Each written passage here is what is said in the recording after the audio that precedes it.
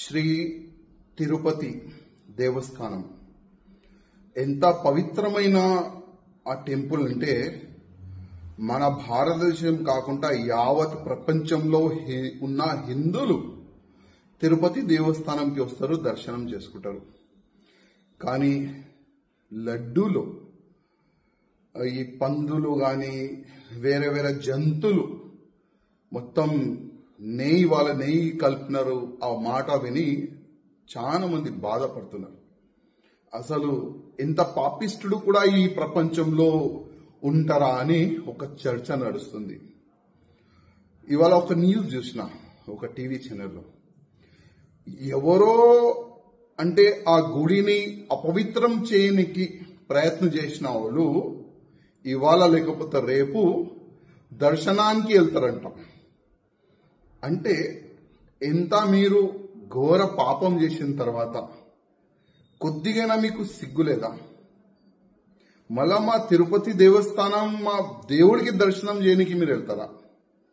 మా దేవుడి పైన మీకు నమ్మకం లేకపోతే మీరు ఎందుకు ఈ షోపుటప్ రాజకీయం చేస్తున్నారు? ఎందుకు ఈ షోపుటప్ గా మీరు దర్శనం చేయడానికి వెళ్తున్నారు? నాకు అర్థమైతే లేదు. ఇవాళ మొత్తం మన తెలుగు సమాజం మీకు తిడుతున్నారు. మీరు దొరికితే చంపేస్తారు. అంత కోపం హిందూ సమాజంలో ఉంది. ఇవాళ పవన్ కళ్యాణ్ గారు ఒక మంచి మాట అన్నారు. ఒక మంచిగా ఒక చట్టం తీసుకొని రావాలని, ఒక హిందూ బోర్డు తీసుకొని రావాలని వాళ్ళు ఒక మాట పెట్టినారు. మేము ఎన్నో సంవత్సరాల నుంచి ఆ మాటని మేము రేజ్ చేస్తున్నాం. ఏ విధంగా వక్ బోర్డు ఉంది, అదే విధంగా హిందువులు కూడా ఒక బోర్డు ఉండాలని. కానీ ఇవాళ లేకపోతే రేపు మంచి దినాలు వస్తుంది. కానీ ఇవాళ ఆంధ్రప్రదేశ్ కాకుండా యావత్ భారతదేశంలో ఉన్న హిందువులకి నేను ఒక్క రిక్వెస్ట్ చేస్తున్నా. ఎవరు కూడా మన గుళ్ళు గోపురాలు వాళ్ళకి అపవిత్రం చేయడానికి ప్రయత్నం చేస్తే వాళ్ళకి మనమందరం ఒకటై నచ్చ చెప్పాలి. మన గుళ్ళు గోపురాలకి ఉన్న ల్యాండ్కి ఎవరైనా కబ్జా చేయడానికి ప్రయత్నం చేస్తే మనమందరం కలిసిమెలిసి దానికి కాపాడే ప్రయత్నం చేయాలి. ఇవాళ ఆంధ్రప్రదేశ్లో చాలా వరకు గుళ్ళు ఉన్నాయి. ఆ గుళ్ళో వేరే మతమోలు జాబ్లు చేస్తున్నారు.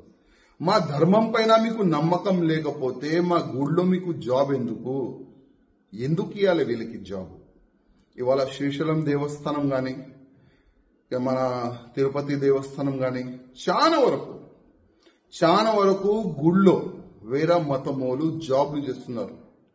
నేను ప్రత్యేకంగా చంద్రబాబు నాయుడు గారికి గతంలో కూడా ఒక లేఖ రాసిన. ఇవాళ కూడా నేను మా చంద్రబాబు నాయుడు గారికి రిక్వెస్ట్ చేస్తున్నా, మీరు దీనికి ఒక టాస్క్ ఫోర్స్ తయారు చేయండి, ఒక యాక్షన్ టీమ్ తయారు చేయండి.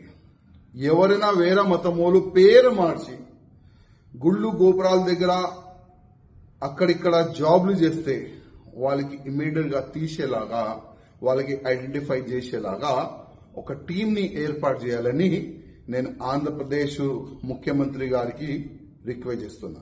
అదేవిధంగా ఇవాళ వాళ్ళకి నేను ఒక మాట చెప్పాలనుకుంటున్నా. ఎవరైనా మా గుళ్ళుకి అపవిత్రం చేయడానికి ప్రయత్నం చేస్తారు, మా తిరుపతి దేవస్థానానికి అపవిత్రం చేయడానికి మీరు ప్రయత్నం చేస్తారు కదా, ఆ గుడికి వెళ్తున్నారు కదా, కొద్దిగా ఆలోచన చేయండి.